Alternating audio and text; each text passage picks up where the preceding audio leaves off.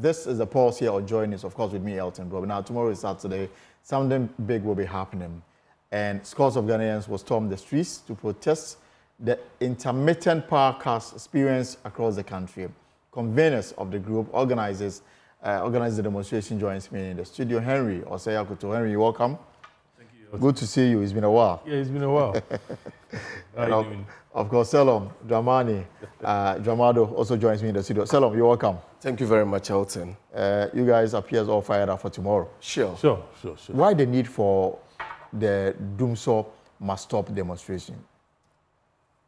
Elton, there is the need, a critical need, for this vigil to be kept tomorrow, to actually drive home the frustration Ghanaians are going through. This station here, just about a week ago, had to go through something unprecedented. Yes. That your whole, the whole platform, Joy FM, Joy News, Hits, Adum, Asempa, they were all, you had to go off air. All these platforms were off air. Unprecedented in the history of this company. It has never happened before. Even when we had to grapple with 4 years of Dumso, 4 years of Dumso, nothing like that ever took place. Check. So it tells you the nature of this one. This one, the quality of power that is being produced is not optimum. It is a substandard power that is being produced. Why? Because government is embarrassed that they boasted in opposition that should Ghanaians give them the mandate, they would keep the lights on. And what is happening today, it's contrary to the promise they made us. They made to us. Look, here was Nana Addo Dankwa Akufo-Addo in 2016. This thing was given to us at one of the Afura. Nana Addo Dankwa said that under his vision, he will give us every household and businesses reliable and affordable electricity supply.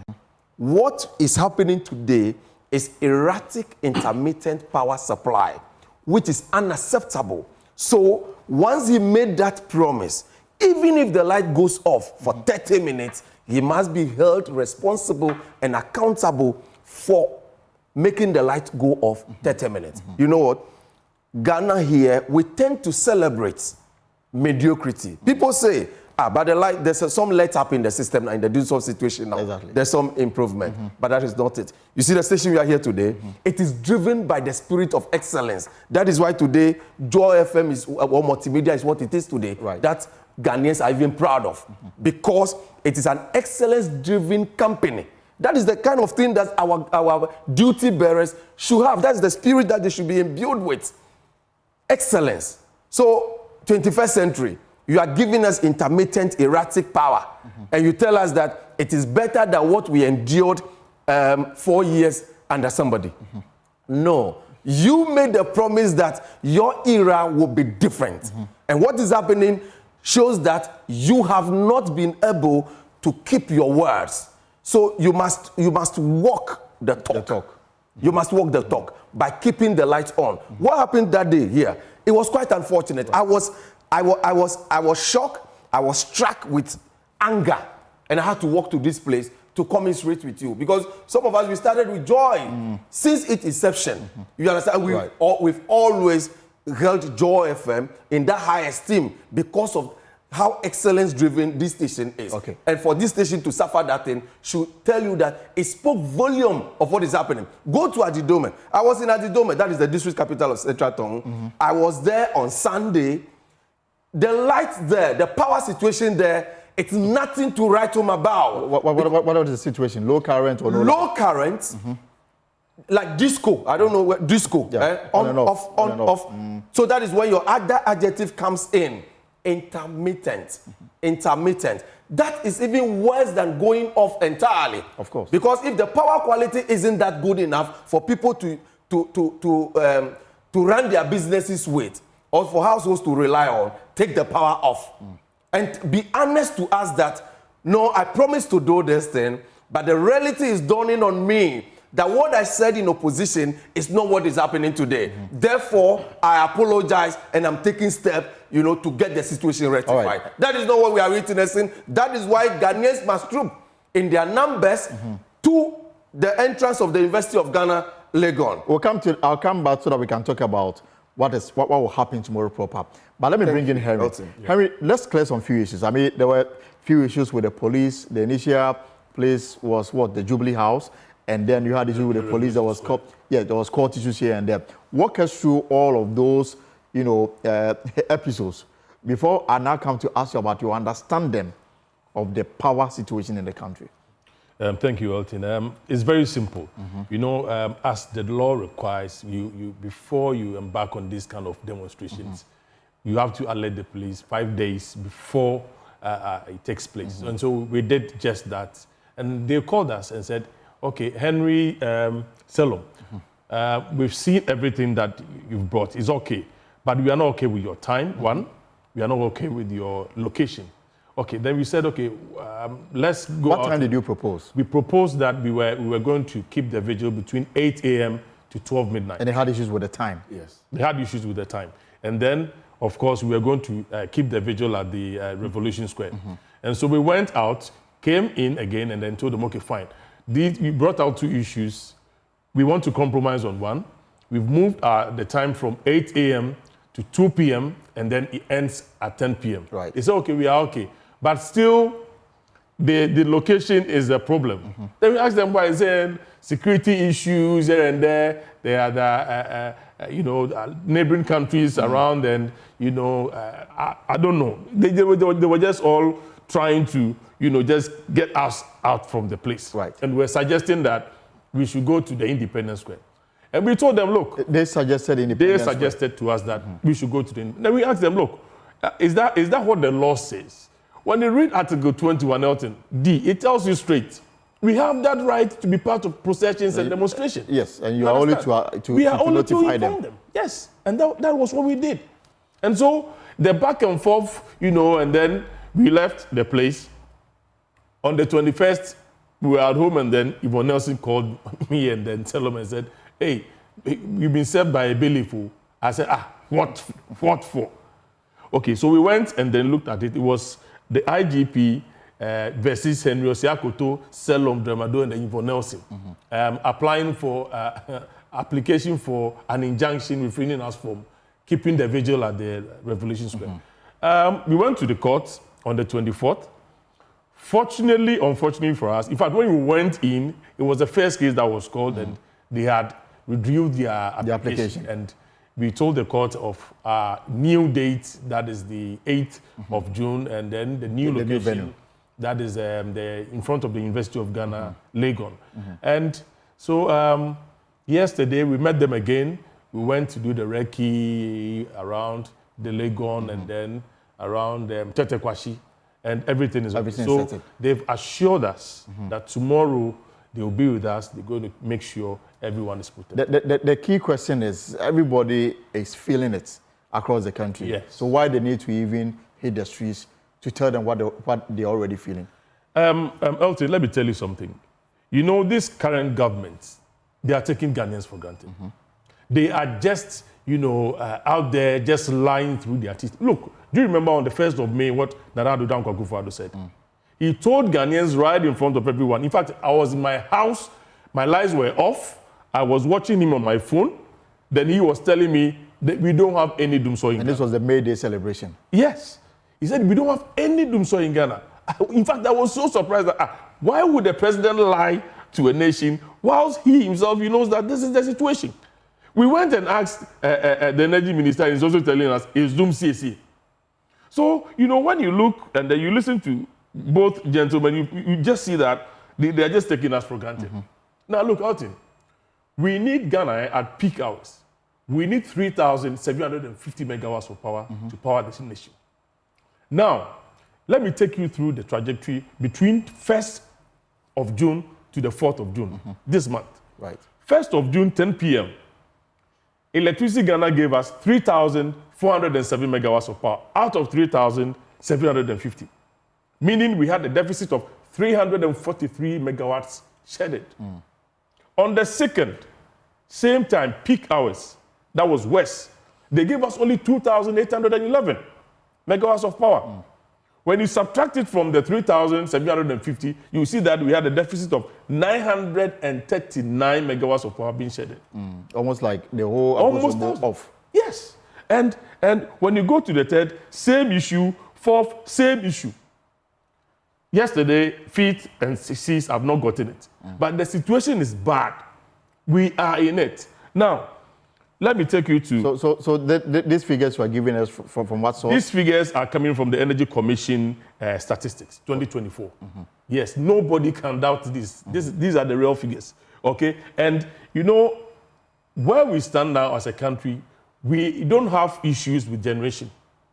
We have all the machines, you know, hydro and then solar, they are all running fully as we speak. But the issue now is with our thermal plants. Ghana does not have money to buy gas. That is the real issue. And we are telling government, look, we can give him money, but all we are asking for, we are consumers of electricity. We are paying it. Are you aware they are increasing the tariffs? Yeah, from July by 5.84%. From July 1. It's not a joke. 5.84% increment. And 5.1 for water. That is not easy.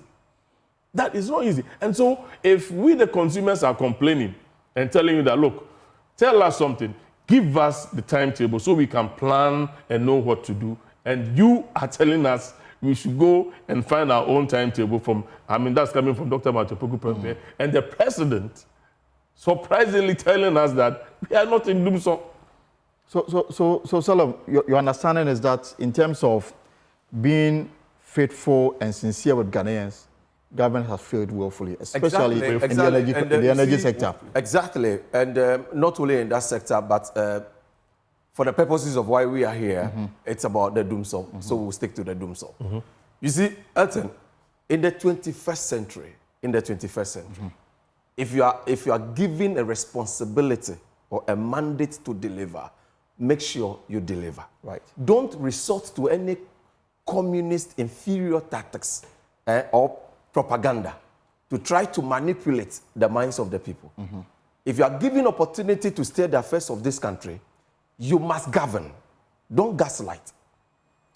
The government today has only been gaslighting Ghanaians. That is why you are asking hearing. The thing is, it's affecting everybody. So why the need for a street manifestation? Yeah, to be on the streets. It is because of the gaslighting. People are being gaslighted. So they are even questioning their sense of reality and sense of judgment. That is it for real? But this doomsday, but the government is telling that it's not doomsday. So the person is questioning their sense of judgment, their sense of reality. So doomsday just strikes, your power, your light is off. Then you're asking yourself, but government says this is not doomsday, so what is this one?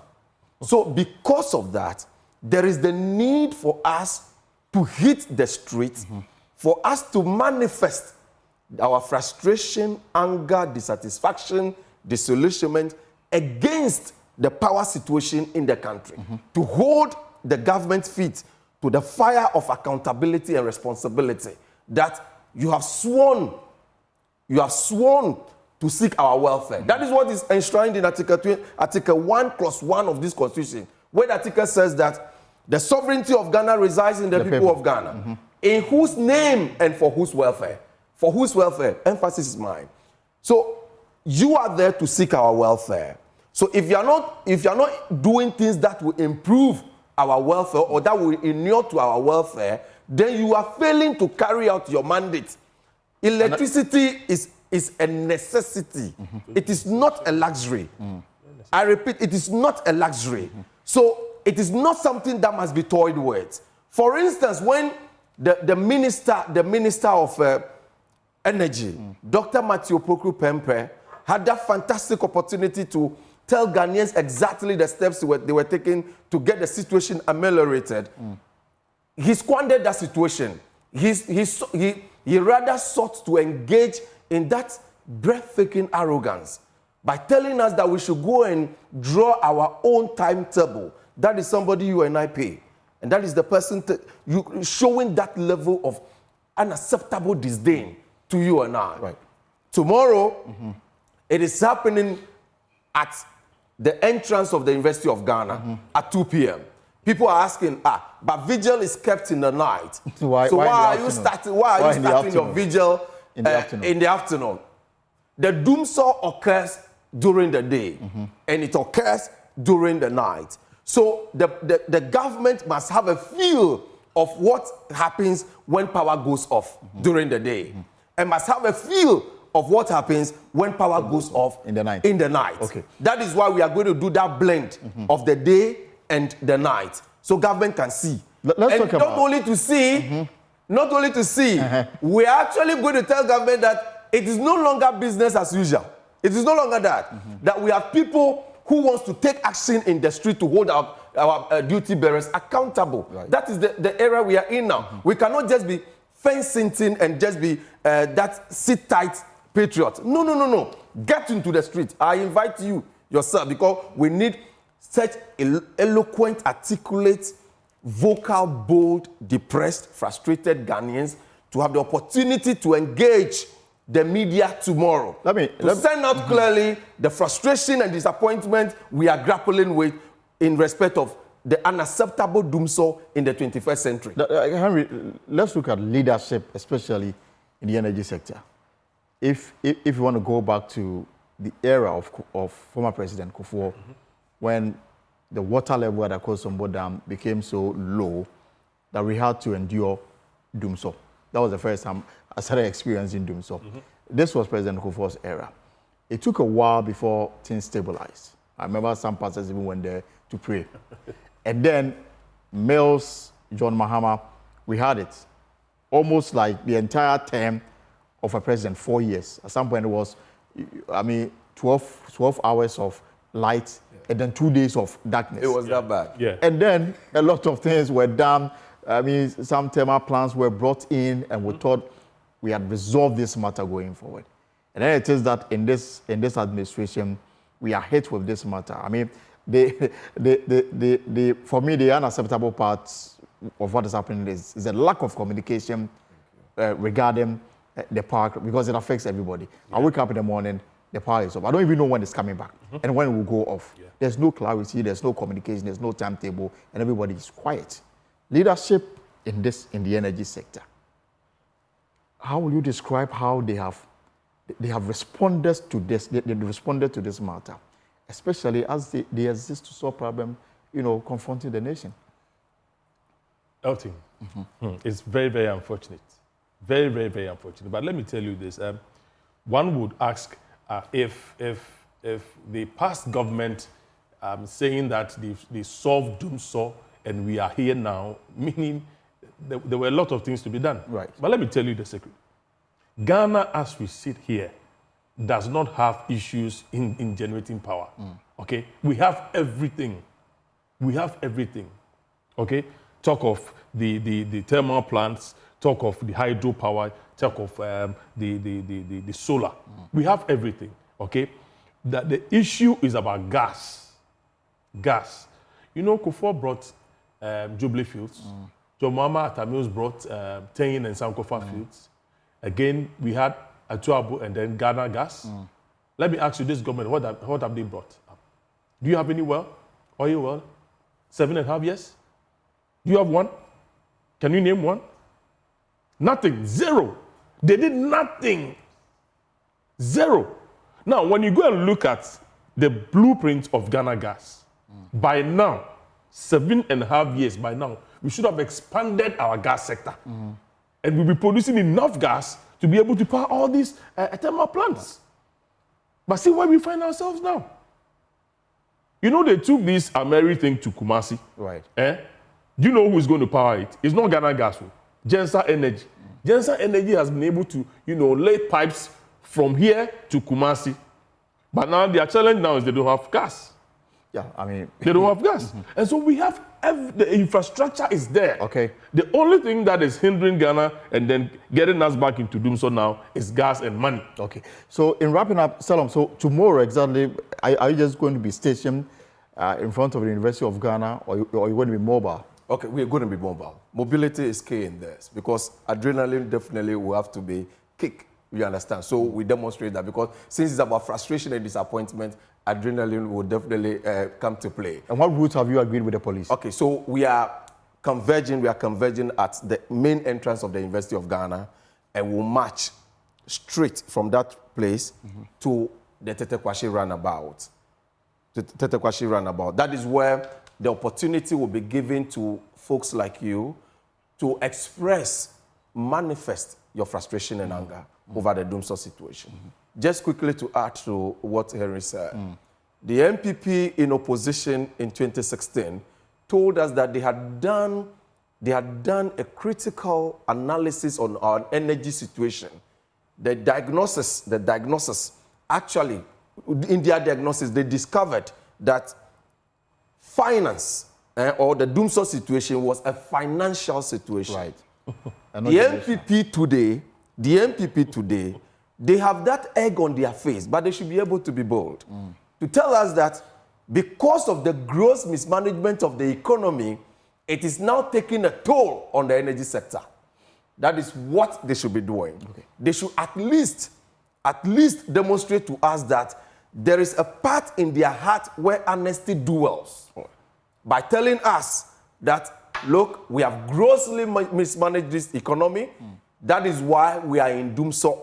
Because Nana Addo Dankwa Akufo-Addo, in his State of the Nation's address, told us that he promised to keep the lights on, and the lights are on. Okay. So it presupposes that the lights were actually on or switched on by his predecessor before he took over. That is why he never said that he promised to switch on our lights. No, he said he promised to keep the lights on, the lights are on. Yeah, so it means a credit must be given to his predecessor, John Dramani Mahama. John Mahama actually solved the Dumsor situation. It's Akufo-Addo's incompetence, ineptitude, and greed that has landed us into this situation, Harry, and it is unacceptable. You have the final word before we go. Yes, what I would say is that, look, Dr. Matopoku Prempeh, Napu, okay, and the president, they should accept this kind of responsibility. They should come back to Ghanaians, tell us what is happening in the energy sector, and we are ready to listen to them. But if they are going to continue to lie to us, telling us there's nothing like Dumsor, there's nothing like erratic power supply, that is very unfortunate from them. So tomorrow you have a petition you present? Sure. You know, tomorrow is a weekend, and so we can't get to the ministry. So we're going to do that on Monday with my brother Salom and then Yvonne Nelson. Right. But we want to promise them, if our lights are not on, they shouldn't see this as the last one. We'll continue. We will continue, definitely. All right. So this is where we end it. But the real deal is tomorrow at 2 p.m.